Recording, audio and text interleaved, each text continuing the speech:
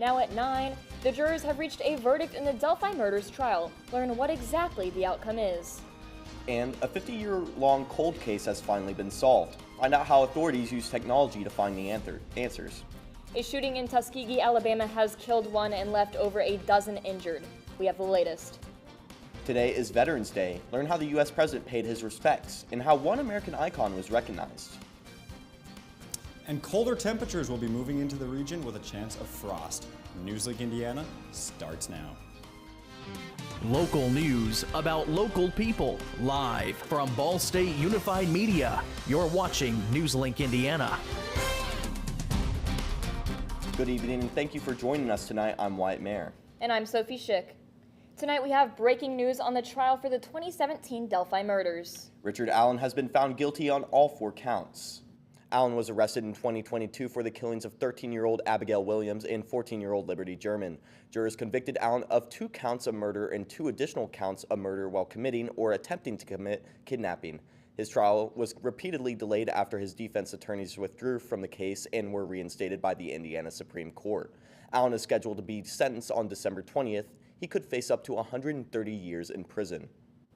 Authorities in Wisconsin say they've solved a 50-year-old cold case thanks to genetic genealogy. 84-year-old John Miller was charged with first-degree murder in the killing of Mary Schley. Schley was an artist hitchhiking from Minneapolis to Chicago in 1974 when she was murdered in Dunn County, Wisconsin. Authorities there exhausted leads over the years, but eventually turned to genetic genealogy experts who used DNA samples recovered from a stocking cap found at the scene. Officials say the results led them to Miller. Miller initially denied knowing anything about the murder, but officials say when he was presented with the evidence, he admitted to the crime. He was arrested and booked in the Steele County Jail in Minnesota. Tuskegee University is in mourning today after homecoming weekend celebrations turned to tragedy. At least 1 person is dead and 16 are hurt after a mass shooting there yesterday. Officials say a suspect arrested in connection to the incident is charged with possession of a machine gun. They say he was caught leaving the scene with a converted firearm. The Macon County coroner identifies the person who died as 18-year-old Tavion Johnson. Officials say he wasn't a student. They say the other victims include a dozen people taken to hospitals with gunfire injuries and 4 who got hurt in other ways. Classes at Tuskegee University are canceled today and grief counselors are on hand. It's unclear if the suspect who was arrested has an attorney yet. Israeli Prime Minister Benjamin Netanyahu is eager to turn the page on his often difficult relations with the Biden administration and see Donald Trump back in the White House. The Prime Minister and the President-elect have already been talking about what lies ahead for the U.S. and Israel. Netanyahu described the conversations as very good and important and, quote, aimed at strengthening the alliance between Israel and the United States. He added that he and Trump see eye to eye on the Iranian threat and the dangers that it poses. Netanyahu was among the first leaders to congratulate Trump after his U.S. election victory last week, calling it, quote, the world's greatest comeback. Many Israelis expect the Trump administration will offer full-throated support to the Jewish state, especially amid an ongoing Israeli confrontation with Iran and its allies in the region. Today, President Joe Biden laid a wreath at the tomb of the unknown soldier during a Veterans Day ceremony at the Arlington National Cemetery. He delivered remarks calling for national unity less than 1 week after a diverse presidential campaign. This was the last time Biden will commemorate Veterans Day as Commander-in-Chief. During his remarks, he said leading the country has been his greatest honor. He also spoke about the work his administration has done to help veterans. Maryland Governor Wes Moore marked Veterans Day by promoting abolitionist hero Harriet Tubman to Brigadier General in Maryland's Army National Guard. Tubman is most famous for escaping slavery and then freeing other enslaved people through the Underground Railroad. She was also the first black woman to serve in the U.S. military in combat. Governor Moore and the Maryland National Guard honored Tubman's posthumous promotion during a commissioning and recognition ceremony. It was held at the Harriet Tubman Underground Railroad State Park and Visitor Center. This is a person who is one of the greatest Marylanders we've ever known, and someone who was willing to risk her own freedom, her own safety, her own life in order to help others. I mean, that is patriotism, that's heroism, and so it's only appropriate that we now have a General Harriet Tubman. Firefighters are battling to contain wildfires on both coasts of the United States. Over the weekend, dangerous conditions sparked red flag warnings for millions of people across the Northeast. Today, crews in New York and New Jersey continue to battle a deadly fire fueled by historic drought, while in Southern California, there are worries that strong winds could return and fan an already destructive fire. Reporter Michael Yoshida has the latest.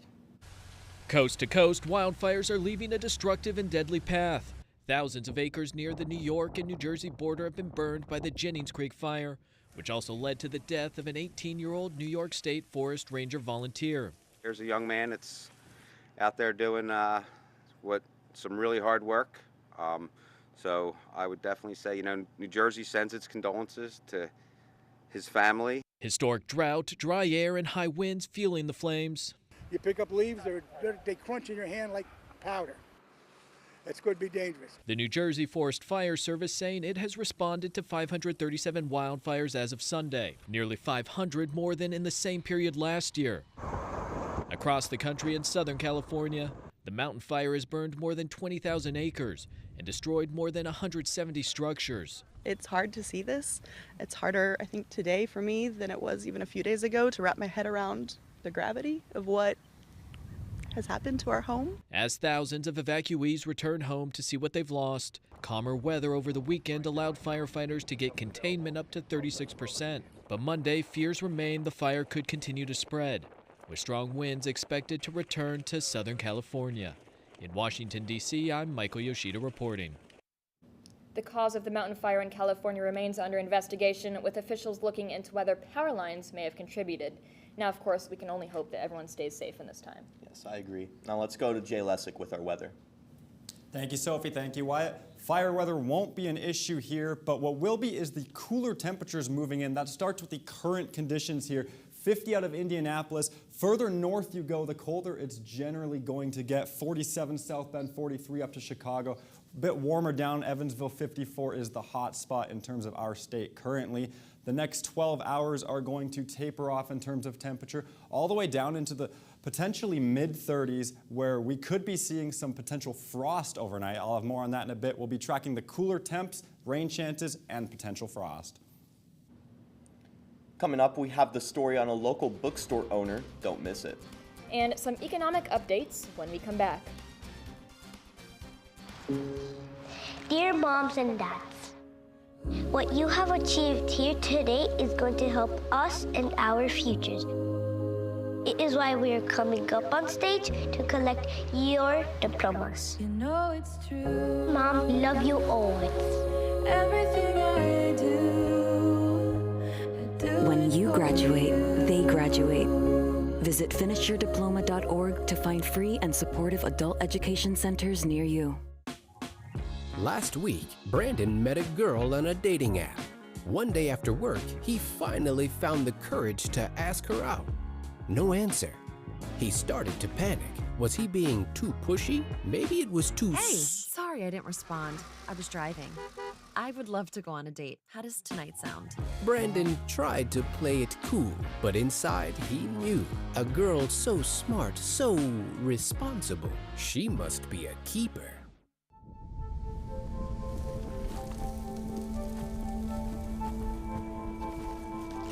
Eva Marie smoked 12,000 packs of cigarettes over 15 years. She quit, and now there's a new lung cancer screening that could save her life. You stopped smoking. Now start screening. No matter how much you smoked, early detection could save you. Talk to your doctor or learn more at savedbythescan.org.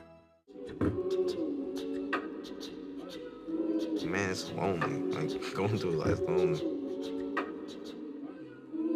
There is the therapeutic aspect of music, just expressing how you feel. I'm going to talk to Howie about his feelings, make it into a song.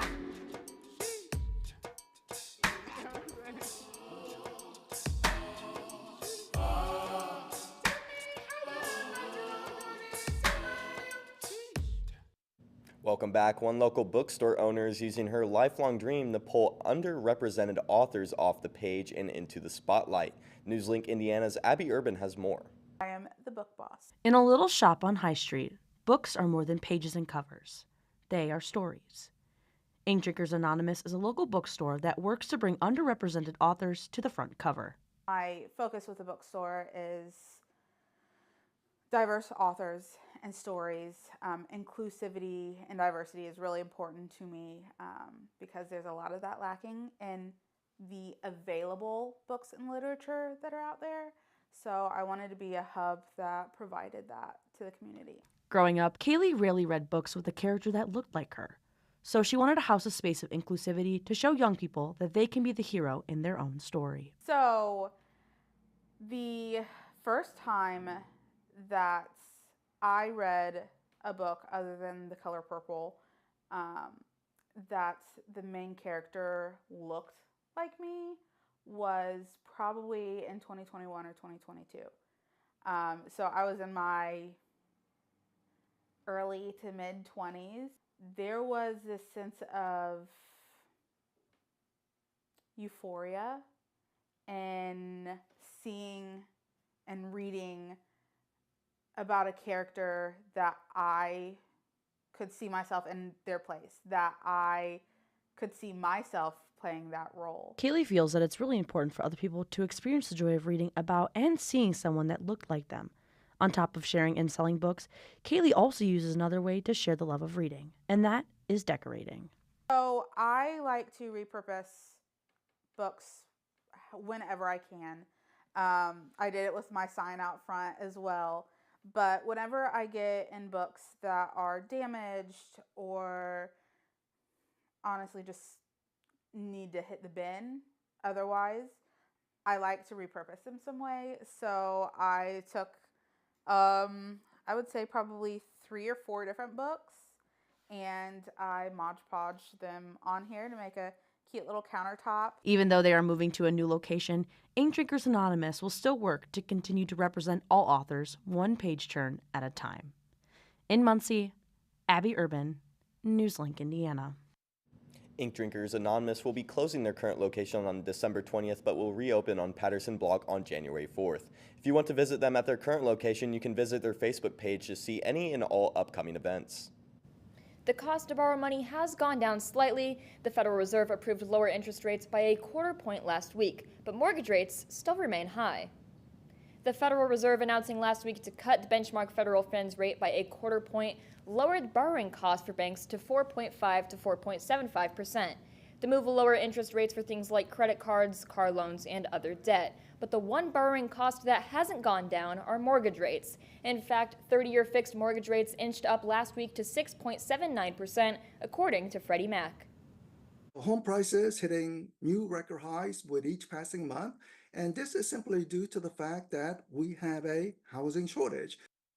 Costs are also hurting the housing market. The median home sale price last month was $418,700. That's more than 3% higher than last year, according to the NAR. It's especially frustrating for people trying to buy their first home.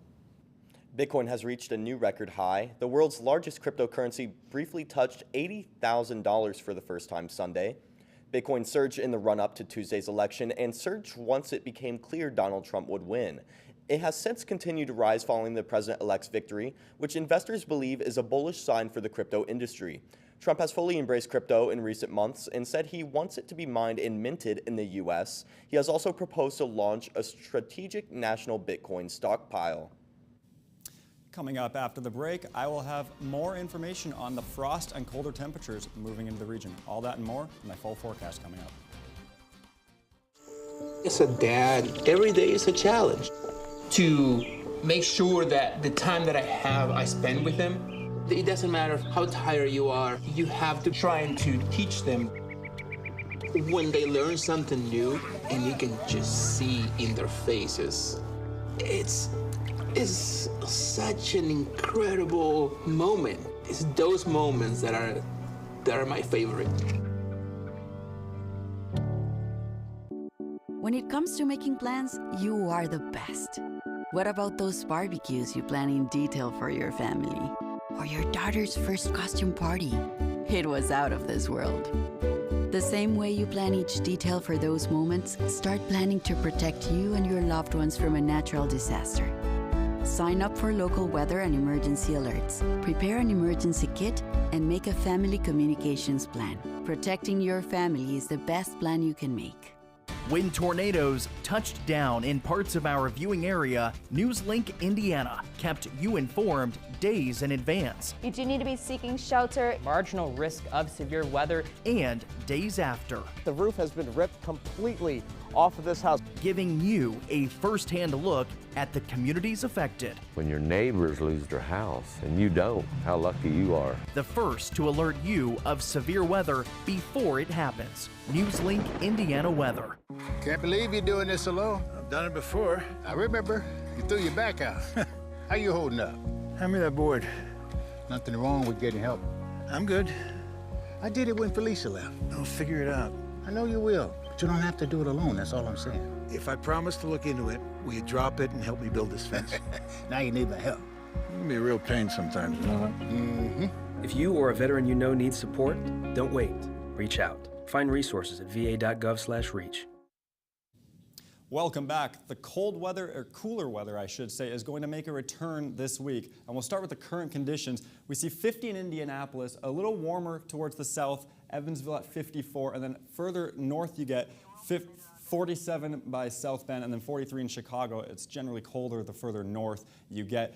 Today we reached a high of 60 degrees, believe it or not, with how cool it has gotten outside already now. 54 is the average high, so still a little bit above the average high, believe it or not. And then that record of 75 all the way back in 2010, not very close to that, and we won't get very close to any records in the next coming days either. For the next 12 hours, we see it gradually taper off into the 30s, high 30s, and then eventually into the mid 30s as we get overnight. And that low is going to be 35, feeling closer to 30, maybe even into the upper 20s as we really cool off. And that's where the frost chances are really going to increase as we head overnight into the early morning tomorrow. Winds will be calm out of the north at around 10 miles an hour, but those northerly winds are what's responsible for bringing in this cooler weather.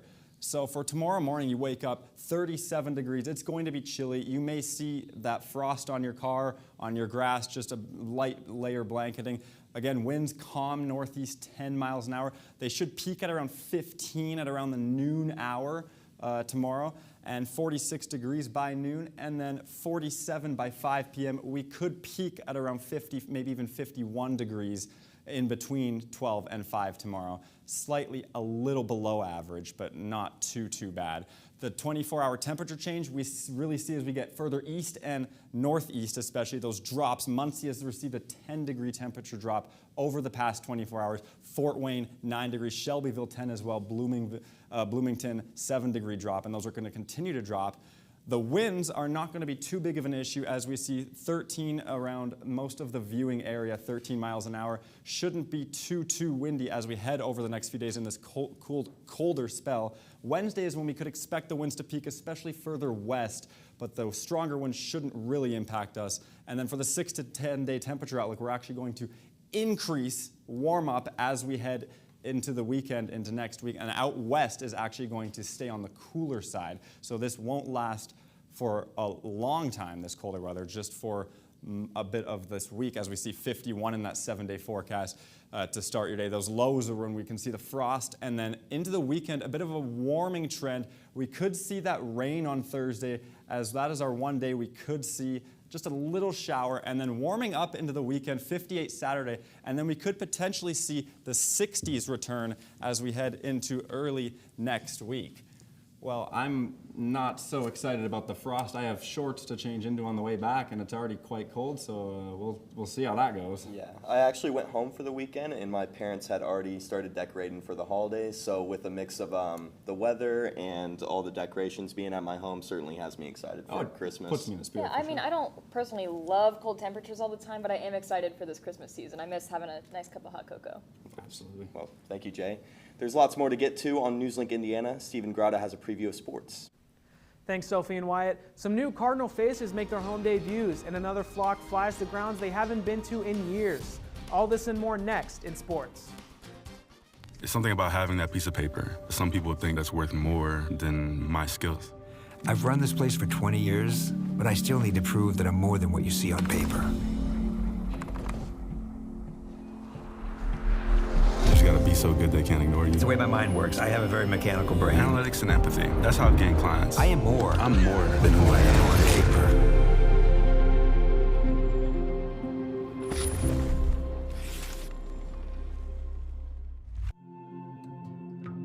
When I was growing up, my mom was extremely tidy. We were trained to put things back where we got them from. One day, when I walked into my mom's house, I felt like I walked to someone else's house. There was stuff everywhere. And just growing up the way I grew up and to see this transition was very alarming. When Sean talked to me, it was a wake-up call, and that's when I went to the doctor.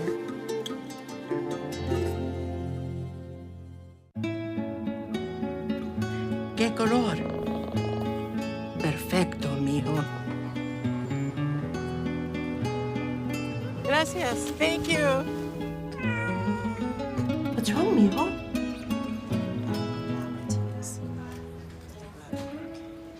Donating to a pet's medical care is one of the many ways you can help families in your community. Pets and people belong together. Learn more at petsandpeopletogether.org. At night, NewsLink Indiana brings you the news before you go to bed. But Friday mornings, you're waking up with Cardinal Weather, bringing you up to speed on the day's top stories. And giving you up-to-the-minute conditions from the Ball State Weather Center. And of course, lots of fun. I gave mine personality. Look, it's got eyebrows. Ooh. My lucky glove didn't even work. But I also am excited for those fall temperatures. Start your Friday mornings with Cardinal Weather, live on the Cardinal Weather Facebook page. Welcome back to NewsLink Indiana. I'm Stephen Grotto with sports. A NASCAR Cup Series champion was crowned in Phoenix yesterday. Tyler Reddick, William Byron, and teammates Joey Logano and Ryan Blaney would be the 4 drivers entering the desert with championship aspirations, but only one could claim the title of champion. After the 4 drivers consistently ran inside the top 10 all race, it would be Joey Logano making a power move to the inside and getting the lead with 54 laps to go. Blaney would do his best to chase down Logano in the closing laps, coming within just a few car lengths. But it would be enough for Logano to beat Blaney to the line by just 0.3 of a second to claim his 3rd NASCAR Cup Series title, making him just the 10th driver in history to do so. Steering toward the hardwood, men's basketball played their home opener over the weekend with several new additions to the team. NewsLink Indiana's Jaden Collins has more. Ball State men's basketball took to Worthen Arena for the first time this season as they hosted and defeated Division III opponent Franklin College 87-60 on Friday evening. The Cardinals, who made several new additions to the roster over the offseason, are now 1-1 on the year and still learning how to play together. You got to be able to pass and get through and create a long gap and straight line drive and draw 2 and kick it and then long closeout. Now you can attack the next one. Like, you know, when we do it, it's really good, right? We're pretty good at it in practice at times, but when we get in the game and the lights come on, we want to go get ours, and that's where our struggle is right now. The team this season plans to lean heavily on 6'10" center Peyton Sparks, who returned to Ball State for his senior year after a 1-year stint with the Indiana Hoosiers. It felt great. It felt good to see the fans there, see my family was good. Just put on a jersey, put the number 5 jersey on. It was great. It was a great feeling. Sparks is not the only Cardinal who suited up for a different college last winter. In fact, 4 of the 5 starters on Friday night transferred to Ball State over the offseason, so it's no surprise that team chemistry is still a work in progress. We've got a long way to go, and we're no different than a lot of teams. I think, just talking to other coaches, a lot of teams are struggling with the same issues, getting guys to come together and perform as a team. Some teams are way ahead in that area than others. We're way behind, in my opinion. We got a long way to go. The Cards will travel to Dayton on Wednesday for a non-conference matchup with the Flyers. In Muncie, Jaden Collins, NewsLink Indiana. To throw it over to the gridiron, Ball State football flies to Buffalo to take on the Bulls in their second game of action. This will be the first matchup between the two foes in Buffalo since 2016. The Cards look to increase their max record to an even 3-3 on the season as the Bulls try and stay above the 500 mark. For Ball State, each game has been as close as the next, with the widest margin of victory being in a game last Tuesday as the Miami Redhawks soared past the Cards 27-21. And with 3 games left in the regular season, the Cards have to win out for bowl eligibility. Kickoff is set for 7 p.m. tomorrow night in UB Stadium. Guys, I played football for about 5 weeks in high school, and I stood on the sidelines a lot, so these cold weather games really got to me, so I'm excited to see how the players compete. Yeah, I remember the last home game, it was very rainy, so I'm very curious to see how the Cardinals will do in colder weather. Maybe it might even snow during the game, who knows? Yeah, absolutely. I know if I was on the field myself, I would probably throw a snowball instead of the football, so I think the Cards can do anything. Yeah, I mean, throwing a snowball honestly wouldn't be the worst idea. You could probably hit the quarterback and maybe he'd throw an interception. I'm sure the refs would certainly throw a flag on that play if they were throwing snowballs or started throwing snowballs instead of footballs, but We'll see. You never know what could happen. I think maybe if I built a snowman instead, maybe that could change things up, could distract all the linebackers or whatever. But I think that would be a very good play. I mean, I think you should start coaching, start writing your own plays. maybe. Well, thank you so much, Stephen. Coming up for our tail end of the show, see how some dogs were able to run off their energy over the weekend. And one final look at your weather next. Attacks against Asian Americans and Pacific Islanders are on the rise. My simple solution to the problem was remove people from the scene and help them feel safer. In terms of the hate crimes, I think there is so much more work to be done. We really need to come together and tackle this issue as a community.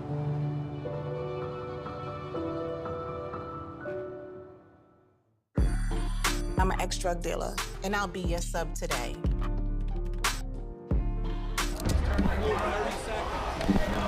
Two milligrams of fentanyl can be lethal. A lethal dose is in here. Who gets it, I won't know. It's cheap, it's potent, and it's profitable. The sad reality is, fentanyl is being mixed into everything now. More kids should know. There are 16 million children struggling with hunger in America. That's 1 in 5 daughters, sons, neighbors, and classmates who don't know where their next meal is coming from. Yet billions of pounds of good food go to waste every year. It's time we do something about it. Feeding America is a nationwide network of food banks that helps provide meals to millions of kids and families in need. Visit feedingamerica.org to help them feed even more. Together, we can solve hunger. Together, we're feeding America.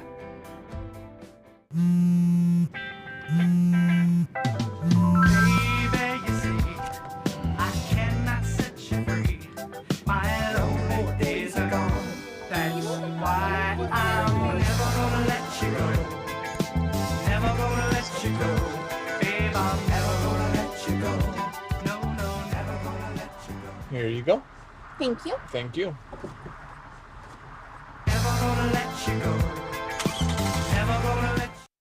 Welcome back. Hundreds of dogs ran their tails off in Texas over the weekend. They participated in FastCat, which stands for Coursing Ability Test. It is a 100-yard dash where pups run one at a time, chasing a lure. Black Knight's coursing travels across the country to run these events. The regional Bluebonnet Norfolk Terrier Club invited the group to host the race for their club's 15th anniversary. You know, I have a dog of my own, and every time I take him for a walk, he gets super tired very quickly. So, I mean, I'm very curious to see how those dogs did during that race. You don't think your dog could compete in that? Oh, definitely not, dude. I have a Shih Tzu, so he's very little and gets out of breath very easy. So I think my golden retriever would get just too distracted too quickly, honestly. So. Well, I have a cat and he's 17 pounds, so there's no chance he would have made it actually. But you think? I don't think so. But recently, I don't think it's really been raining cats and dogs, you might say. So, Jay, do you have anything about that? I do have some final. Tomorrow will be the coldest day of the week, Tuesday. Looking at that low of 34 is when we can really see that frost conditions tonight and tomorrow in the early week here into Wednesday morning, when it finally warms up to 57 Wednesday, and then rain chances return on Thursday with 55 degrees, and that's going to be the one chance for rain. Warming up into the weekend into the mid to upper 50s with plenty of sunshine before possible 60s return Sunday into Monday, continuing into next week when it should stay rather warm. Now, I don't know about you guys, but this cold weather has really got me in the Christmas spirit. I've done all my Christmas shopping already. We've got the house decorated, got a tree up, all just since it got colder here, and I love it. Yeah, I'm definitely in the mood. You know, I already started listening to some Frank Sinatra Christmas albums. I was listening to it on the way here, actually. So I'm certainly ready for the holidays and all the cold weather, snow. Even those cold walks to class in the morning are sometimes just quite refreshing and nice too, as long as it's not too cold, but I prefer those, honestly. Absolutely. Thank you so much. That's all tonight for NewsLink Indiana. Be sure to tune in tomorrow night at 9, streaming live on the NewsLink Indiana Facebook page and YouTube channel. And for news anytime, anywhere, just go to ballstatedaily.com. Have a great night, stay safe, and happy Veterans Day.